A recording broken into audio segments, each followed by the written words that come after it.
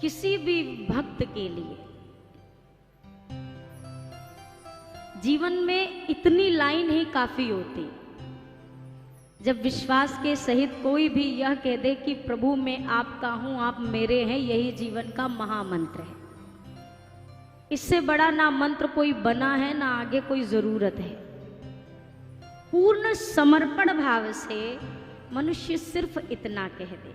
ये वो राम कथा हम और आप सुनने बैठे हैं, जिस राम कथा को माँ भवानी ने सुना महादेव के मुख से, गरुड़ जी ने सुना काकभुसुंडी जी से, भरद्वाज जी ने सुना याज्ञवल्क जी से, गंगा मैया ने और संत समाज ने सुना गोस्वामी जी की कृपा से। ये वही श्री राम कथा है, कोई दूसरी नहीं है कि उन्होंने अलग सुनी हमने दूसरी सुनी। ये भी वही कथा है।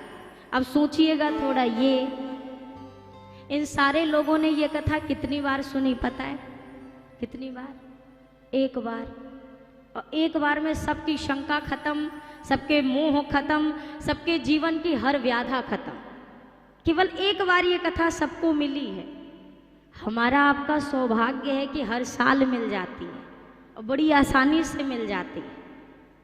प्रभु की ऐसी कृपा दृष्टि कि हमें इतनी आसानी से ये कथा सुलभ है। लेकिन अब सोचिए ये बात कि इन सब की व्याधियां एक बार सुनने पे खत्म हो गई, हमारी 10 बार सुनने के बाद भी क्यों बनी है? अब ये विचार करने वाली बात है। क्यों बनी है? या तो कथा कहने वाले में कमी है, या कथा सुनने वाले में कमी है, या फिर दोनों में कमी है। इसीलिए तो ये कथा वो असर नहीं कर रही जो हम चाहते हैं, और या फिर हम असर ही कुछ गलत चाहते हैं। हम इस राम कथा से क्या असर चाहते हैं आप बताइए? हमारा भाव यही तो है कि राम कथा सुने पुण्य मिले, तो पुण्य मिले तो क्या हो? घर का कारोबार बढ़े, हमारे घर में समृद्धि आए, सुख आए। हम यही तो इस कथा का असर देखना चाहते हैं। पर जरा सोचिए, क्या इतनी बड़ी कथा के लिए हमने ये थोड़ा सा हल्का सा असर नहीं चुन लिया है? ये कथा ये जो महात्म रखती है, और इतने महात्मशाली कथा से हम इतनी सी चीज की कामना करते हैं। और ये तो समझिए, अगर हम अपने मन में ये कामना लेके कि पुण्य मिले, और पुण्य से क्या मिले? समृद्धि मिले, समृद्धि प्राप्त हो। भगवान की भक्ति के आगे क्या ये समृद्धि बड़ी तुच्छ सी चीज नहीं लगती है आपको? हम और आप, हम में से कोई भी हो, हम भागते हैं किस चीज के पीछे? अगर संसार में ज्यादा मन लगा है तो चाहेंगे प्रभु ये बन जाए, वो बन जाए, ये काम रुका है ये निकल जाए, ये अटका है ये काम कर दो, ये कर दीजिए। अगर थोड़ा सा भक्ति को धारण करने वाले हैं तो कहेंगे प्रभु इस संसार के झंझट से मुक्ति दे दो, यही चीज तो बोलेंगे। पर एक बात बताइए, हम और आप कितने नासमझ हैं, रानी को छोड़कर दासी के पीछे लगे रहते हैं। रानी कौन है और दासी कौन है?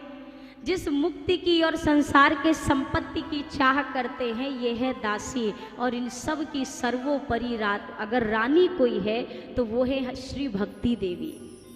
जिन भक्ति देवी के पीछे ये सब कुछ चलते हैं, हम उस भक्ति को किनारे करके इन चीज़ों को पाना चाहते हैं।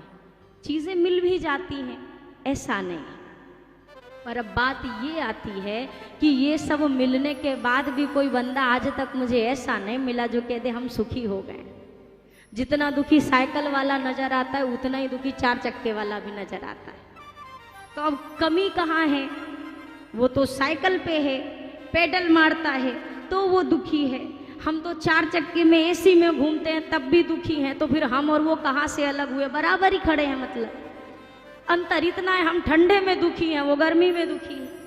फर्क सिर्फ इतना सा है। अगर मैं भी दुखी हूँ चीज़ों के रहते हुए भी, वो भी दुखी है चीज़ों के ना रहते हुए भी, तो हम दोनों कहीं ना कहीं एक ही पायदान पे खड़े हैं। कुछ खास फर्क नहीं है। अंतर ज़्यादा से ज़्यादा ये आ जाएगा, उसके कपड़े थोड़े से अलग होंगे, वो ऐसा दुखी है, हम मेंटेन दुखी है। और दुखी मैं भी हूँ, दुखी वो भी है। जब ये चीज़ एक है तो यहाँ बीच में कमी कहाँ पड़ी है? कमी इतनी ही पड़ी है, शायद हमने कुछ एक बीच का बहुत ज़रूरी छोड़ दिया है। और वो जो एक जरूरी चीज छूट गई है, समृद्धि तो आ गई, पर समृद्धि के साथ जो सुख आना चाहिए था, जो मन के भीतर। अच्छा, सुख की भी परिभाषा बड़ी अलग है। हम और आप थोड़ा सा ऐसा विचार करते हैं कि ये दुनिया की जो चीजें, जो सामान हम दुकान से लाते हैं, ये चीजें मुझे सुख दे सकती हैं, ये आपके तन को सुख दे सकती हैं, पर मन को सुख देने वाली, मन को नहीं सुख दे सकते हैं ये चीजें। अगर आपको गर्मी लगी है, आप गए अपना फ्रिज खोला, बढ़िया ठंडा बोतल निकाला, आपने पी लिया, इस चीज ने आपके तन को सुखी किया, पर मन को सुखी। खूब ठंडा पानी पीजिए। आपको पता चला आपने कोई बहुत बड़े व्यापार में अपना इन्वेस्ट किया था और वो आपकी इन्वेस्टमेंट अब लॉस में जा रही है, खूब ठंडा पानी पियो, दुख कम हो जाएगा क्या? क्यों नहीं कम होगा?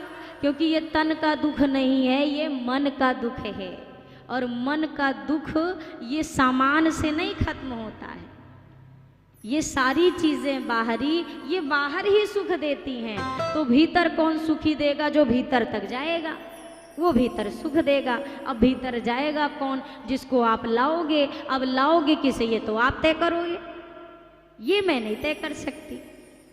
ये श्री राम कथा देखिए, यहाँ पर प्रभु जो भी प्रेरणा देंगे यहाँ से वो सुनाने का प्रयास करूँगी, पर आप यहाँ से प्राप्त करके कितना जाते हैं ये आपके पात्र पर निर्भर करता है कि वो खाली कितना है और भरा कितना है। पहले से भरा होगा तो सारा कुछ यही ओवरफ्लो हो जाएगा, थोड़ा सा खाली होगा थोड़ा जाएगा, जिसका पूरा खाली होगा वो भर के जाएगा। बात ये है, एक ही वाक्य बोलूंगी, एक ही तरह से बोलूंगी, एक ही भाव से सबके लिए बोलूंगी, पर सारे लोग उस एक भाव को बराबर लेके जाएं ये असंभव है, ये मुमकिन नहीं है। जैसे यहाँ कमरे में एसी चल रही है ना, हॉल में एसी चल रही है। अब ये एसी एक ही जो नॉर्मल है सबके लिए एक टेम्परेचर पे चल रही है कि नहीं?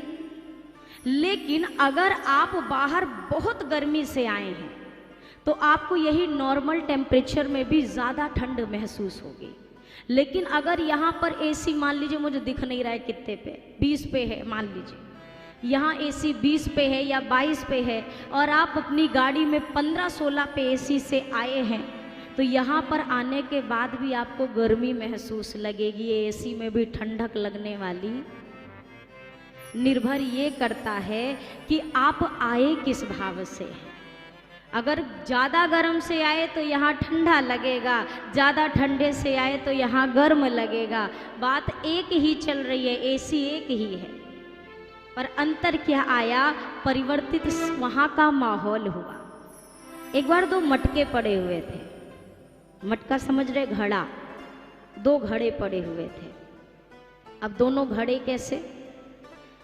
बारिश हुई, एक घड़ा पूरा सिर तक भर गया, दूसरा बेचारा खाली रह गया।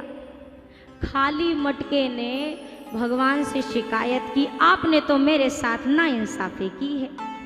क्या नाइंसाफी? भगवान, आपने बाजू वाले को भरा, मोए तो खाली रख दिया आपने। मैं भी तो यही था, मुझे क्यों खाली रखा, इसको क्यों भर दिया? भगवान ने जवाब दिया, देख मैंने बारिश तो एक ही की थी, पर ये भर गया और तू खाली रह गया, उसका कारण एक ही था। इसका मुंह मेरी तरफ था, तेरा मुंह विपरीत दिशा में था। बता, तू उल्टा पड़ा था, तुझे कैसे भरता? अब कोई मटका अगर नीचे मुंह करके पड़ा हुए तो वो कैसे भरेगा? वो तो सारी चीज़ें सर पे तो पड़ेंगी, पर बह बह के बाजू से निकल जाएंगी, वो बगल से सारी चीज़ें जाएंगी। कहने का तात्पर्य, भगवान की ओर जो मुख करके रहेगा उसका पात्र सदैव भाव से भरता रहेगा। जो भगवान से विपरीत दिशा में हो और भगवान से ही शिकायत करे, आप मेरी सुनते नहीं हो, अरे सुनता तो वो चींटी तक की है। किसी एक कवि ने लिखा कि चींटी के पग नूपुर बाजे वो भी साहब सुनता है। चींटी के पैर में अगर पायल बांध दो भगवान वो भी सुन लेता है। अब जरा हिसाब किताब लगाइए, कितनी बड़ी चींटी, कितने बड़े वाके पैर और कितनी बड़ी वाकी पायल, वो भी भगवान सुन लेते। और हम बोलने वाले लोग कहते भगवान हमारी सुनता ही नहीं है। अगर अभी भी ये महसूस हो रहा है, इसका मतलब सुनने वाले में कमी नहीं है, आवाज बराबर जा नहीं रही है। हम सुना नहीं पा रहे हैं ढंग से। सुन तो वो सबकी लेता है, वो ना बोलने वालों की भी सुनता है, वो ना देख पाने वालों को भी देख लेता है, वो ना चल पाने वालों के पास भी चला जाता है, वो ना मांग पाने वालों को भी सब कुछ दे देता है, वो सब कुछ करता है। फिर भी हम शिकायत करते हैं हमारी नहीं सुन रहे। एक निवेदन करूं, जिस दिन हमारी सुनना बंद कर देंगे ना, उस दिन दुनिया में कोई हमारी सुनने वाला भी नहीं है। भगवान जिस दिन सुनना बंद कर दे, कौन बैठा है जो सुनेगा?